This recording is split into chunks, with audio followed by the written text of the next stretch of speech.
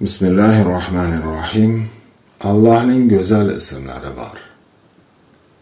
Alloh taolo Qur'oni Karimda Allohning go'zal ismlari bor. U zotga o'sha ismlar bilan duo qilinglar degan. A'rof surasi 180-oyat. Aslida Allohning ismlari ko'p bo'lib, Qur'oni Karim va sahih hadislarda ularning 100 dan ortig'i zikr qilinadi. Rasululloh sollallohu alayhi vasallam ulardan 99 tasini ihso, ya'ni hifz qilgan kishiga jannat bashoratini berganlar.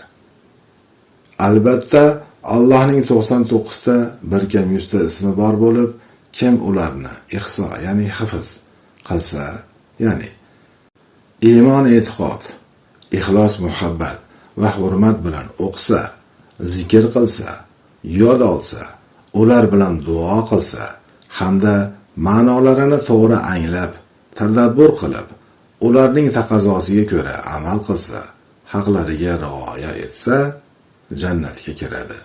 Zero u zot toqdir, toqni yaxshi ko'radi. Buxoriy va Muslim rivoyati.